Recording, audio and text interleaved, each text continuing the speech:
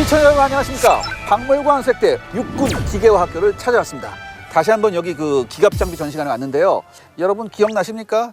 지지난번에 한번 우리가 BMP 한번 봤죠? 그거하고 연관된 거 오늘 한번 또 가보겠습니다. 설명을 도와주실 우리 김종석 주님. 안녕하십니까. 반갑습니다. 자, 주님님. 네. 오늘은 지난번보다 훨씬 더 화끈한 장비라고 제가 들었어요. 아, 네, 맞습니다. 요겁니까? 네, 맞습니다. 근데 바로 이 잠깐만, 장비입니다. 잠깐만, 여러분 잘 보세요. 베일에 쌓여 있어요. 베일에 쌓여 있어요. 왜 베일에 쌓여 있죠? 일반에서는 접해보지 못했던 장비이기도 하고 네. 오늘 우리 학교에서만 최초로 공개되는 장비이기 때문입니다. 저 때문에 그렇죠. 아, 예, 맞습니다. 네, 네. 그러니까 특별히. 뭐라고? 내가 오니까 보여주는 거야. 아니 근데 사실 좀 익숙해요 이런 거. 제가 와야지 좀 보여주더라고요. 네. 자, 그럼 어떻게 한번? 아, 네, 한번 공개해 볼까요? 아, 네. 자, 저 때문에 안 하는데 제가 직접 벗겨야 됩니다. 하나, 둘, 셋.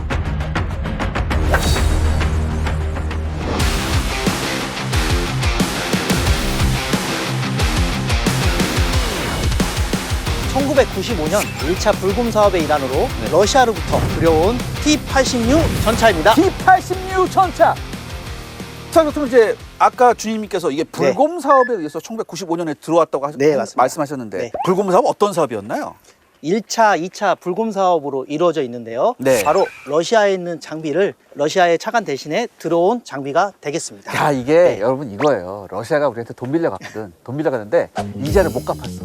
이자가 쌓이고 쌓이는 거야. 그래서 우리가 말했다. 야, 안 갚어? 그러니까 야, 주는데 일단은 이자는 우리가 물건으로 줄게. 그렇게 해서 이제 여러 가지가 왔었어요. 몇 가지가 들어왔었죠. 네, 맞습니다. 요 몇 가지가 T-86하고 우리가 맞습니다. 지난번에 봤던 BMP하고 네. 그다음에 뭐 대전차, 매티스 대전차 네, 미사일 맞습니다. 등등등등 몇 가지가 들어왔어요. 그 중에서 스포트라이트를 받았던 게 이 T-86죠. 네, 맞습니다. 네. 가장 높게 평가하는 점은 네. 이 주포입니다. 주포. 예, 몇 주포가 밀입니까? 125mm. 125mm. 8강. 지금 서방제 전차의 표준 구경은 120mm 발광포입니다.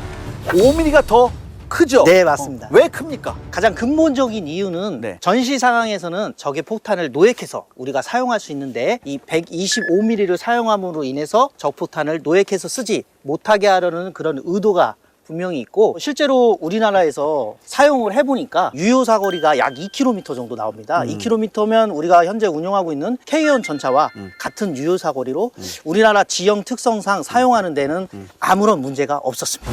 자, 그렇다면 주님, 이제부터 본격적으로 좀 자세하게 살펴봐야겠네요. 네네네. 첫 번째 짚어주실 건 포였습니까? 125mm? 네네. 근데 이게 포탄뿐만 아니라 네.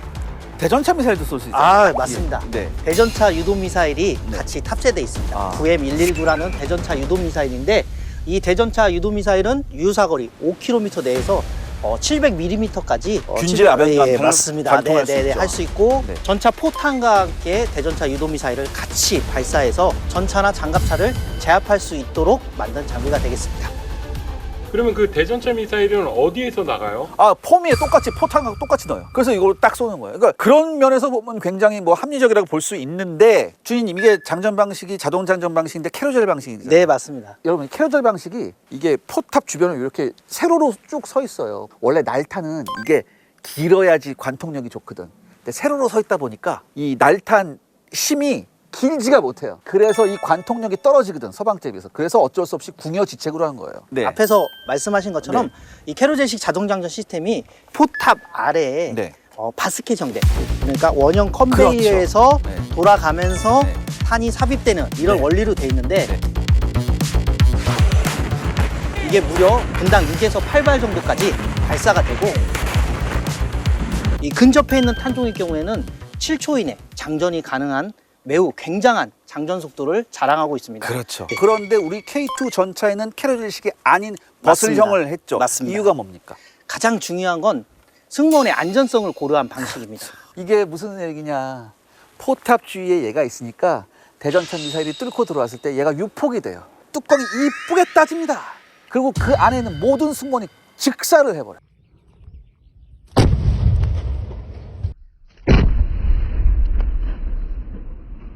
그렇기 때문에 결과적으로 어떤 형태 캐로젤식보다는 그 포탑 후부에서 자동 장전하는 버슬형 맞습니다. 장전 장치 네. 그걸로 바뀌게 되죠. 요 캐로젤식 자동 장전 시스템이다 보니까 네. 탄과 장약을 분리해서 보관합니다. 그렇죠. 분리해야 되죠. 특이하게 아. 그런 단점도 있습니다. 그래서 사용할 때마다 이걸 결합해야 된다. 그렇죠. 뭐 이런 단점도 있습니다. 네. 자, 주인님. 그다음에 굉장히 여러 가지 특징이 있어요. 근데 네네. 이게 앞에 네. 뭐 고무도 있고 뭐 이렇게 이런 게 있어요. 이게 뭐예요? 아, 네. 지뢰 개척을 위한 지뢰 개척. 쟁기. 그러니까 아. 장치를 달 수 있는 부분입니다. 아. 그래서 자체적으로 통로 개척, 지뢰 개척이 가능하게끔 여기다 특수 장비를 부착해 놓은 것이 되겠습니다. 지금은 이제 장비가 부착이 안 돼요. 맞습니다. 네, 안 돼 있고 어. 고무로 이 부분만 돼 있는 상태입니다. 아니, 이왕 제가 오는 날이면 좀 해주시죠. 자, 그러면 제가 돌아다니면서 네. 좀 디테일한 거 한번 여쭤보겠습니다. 네. 한번 같이 돌아보시죠. 아, 아이고 주인님 여기 사이드 스커트를 보니까 네. 저쪽은 좀 그래도 뭐 이렇게 뭐 그럴듯한데 여기 고무예요. 네네. 이게 어떻게 된 겁니까? 아, 네, 맞습니다. 이쪽 부분에는 승무원들이 탑승하는 부분이다 보니까 네, 네. 반응 장갑을 부착할 그렇죠. 수 있고 이렇게 돼 있는 거고 네. 이쪽 부분에는 방호력보다는 자체 무게를 줄이기 위해서 이 고무 형식의 스커트가 달려 있는데 여기 대전차 미사일 만들면 어떻게 돼요? 그러면은 아마 네. 네, 네, 그렇습니다. 그러니까 어차피 뚫고 들어가면 캐로젤이 터져요. 그 뚜껑이 날아가거든요. 네. 여기만 하면 안 돼. 여기 다 해야 돼 사실. 네. 그러니까 이게 여기에까지 반응 장갑을 덕지덕지 붙이면 이게 접지력이 그렇게 안 좋나요? 네, 맞습니다. 이게 접지력이란 게 무게에 상반되기 때문에 그렇죠. 진흙이나 특히 수답지 같은 경우에 극복할 때에 무게가 깊으면 깊을수록 접지력이 저하되면서 차가 가라앉거나 네.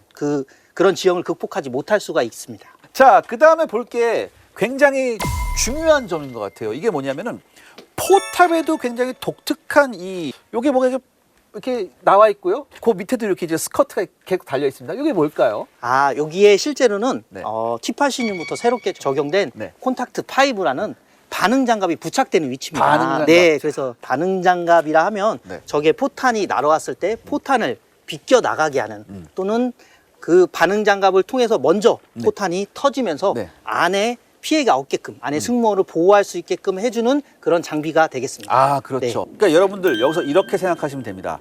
전차를 향해 날아온 게 대부분 크게 두 가지죠. 하나는 날탄, 네, 두 번째는 이제 히트탄. 네, 고폭탄. 고폭탄이 네. 날아오는데 고폭탄, 이 히트탄 같은 경우는 화학탄이에요. 날탄은 운동에너지탄이죠. 그렇기 때문에 이 콘탁트 5가 있다고 하더라도 이 콘탁트 5는 운동에너지탄에 조금 취약합니다. 단 이게 히트탄 같은 경우에는 성형자각탄한테는 굉장히 효과가 높아요. 주로 이제 반응 장갑에 하는 역할이 좀 약간 틀리다고 볼 수 네, 있습니다. 네. 왜냐하면은 기본적으로 요즘에 나오는 탄 같은 경우는 아까 설명하신 대로 이제 화학 에너지 탄 위주로 나오고 이게 1차적으로 폭발을 하지만 2차적으로 내부에까지 영향을 미칠 수 있는 내부에서 폭발에는 탄두가 있군요. 그리고 또 아. 상부에서 터질 수 있는 이런 상부는 탄종의 막을 방법이 네, 없어요. 맞습니다. 탄종의 다양한 변화가 있다 보니까 네. 한마디로 탄약의 개발과 함께 네. 이 반응 장갑도 실제로는 네. 제 역할을 다하지 못한 것이 되겠습니다. 그래서 최근 러시아 군 같은 경우에 이 콘탁트 5 다음에 나오는 여러 가지 반응 장갑을 네. 연구 중에 있다고. 네, 맞습니다. 실전을 겪어봐야 돼요, 여러분들. 실전을 겪어봐야지 알아요. 근데 그럼에도 불구하고 굉장히 러시아 전차 특유의 특징이 보입니다. 굉장히 포탑이 작고 낮아요. 이유가 있죠. 뭘까요? 가장 큰 이유는 아무래도 노출을 최소화시키고 네. 높고 넓을 경우에는 취약하기 때문에 그 규모를 좀 축소했다고 볼 수 있습니다. 이게 이 체대장한테 타이거한테 무시하게 네. 당했거든. 그 다음부터 어떻게 하냐면 그 소련군의 그 전차 개발 목적이 뭐냐면 이렇게 포탑은 계란을 반으로 자른 형태로 해라. 그게 가장 안 보인다. 네, 주인님, 그 뒤쪽도 한번 보겠습니다. 아, 네. 예, 뒤쪽도 한번 보고 싶은데 뒤쪽을 보니까 좀 묘한 게 눈에 띕니다. 네네네. 잘 다른 전차에서 못 봤던 거거든요. 좀 아. 묘한 게 저게 뭘까요?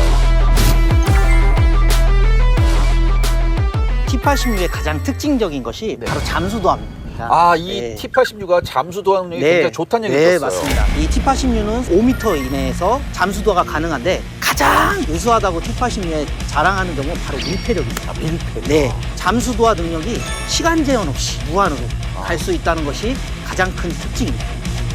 물론 1시간 반 정도의 도하 준비 시간이 필요합니다. 왜냐하면 도화 장비를 부착도 해야 되고 도화 장비가 제대로 작동하는지 테스트도 거쳐야 되고. 또 하나 특징, 이거는 특징이라고 해야 될지 아니면 단점이라고 해야 될지 모르겠는데 T80U가 순간 가속력이 굉장히 좋은 전차입니다. 네네네. 굉장히 좋은 전차도. 네. 거기에는 비밀이 있습니다. 1250마력의 가스터빈 엔진을 가스터빈 엔진. 장착했기 때문입니다. 가스터빈. 가스터빈 엔진을 적용하다 보니까 네. 순발력이라든가 이 등판 능력이 약 32도로 경사지 등판 능력을 극복하는 능력이 정말 우수한 장비입니다. 다 좋은데 네, 연비가 안 좋습니다. 네, 맞습니다. 연비가 극악이에요. 이거 리터당 얼마 갑니까? 킬로미터당 5.4리터의 연료 소모량입니다. 5.4리터를 넣어야지 1km를 간다. 맞습니다. 야, 이거 몹쓸 그리고 거네. 항속거리는 300km 정도. 300km. 네. 이게 말이 300km지. 자, 그리고 이제 러시아 전차 특유의 특징이 또 보입니다. 제가 요건 뭔지 알 것 같아요. 아, 네네. 요게 양쪽에 있어요. 네네네, 요게 뭐예요? 맞습니다. 아무래도 항속거리가 짧다 보니 여기에 예비 유류등을 실을 수 있습니다. 전 그거 굉장히 위험하다고 보거든요. 내가 적군이잖아? 내가 대전차 무기가 없어요. 근데 보니까 저기 있네. 터졌을 때는 굉장히 위험하기 때문에 네네.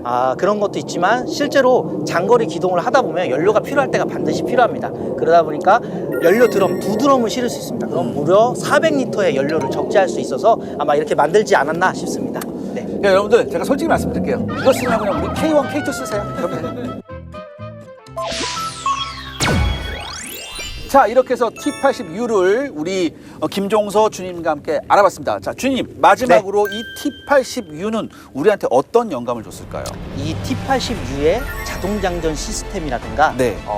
기타 이 무장장치 네. 이런 부분에서는 분명 T80U가 우수합니다. 우수하긴 하지만 그거 외에는 나머지 저희가 최근에 이제 나온 K2 전차라든가 K1, A2 그 이상의 전차들에 비해서는 사실 그렇게 좋지 않은 장비이기도 합니다. 아마 이게 우리나라 들어오면서 적성 장비 연구에 굉장한 도움을 줬을 네, 거예요. 맞습니다. 자, 여러분들 수색 완료했습니다.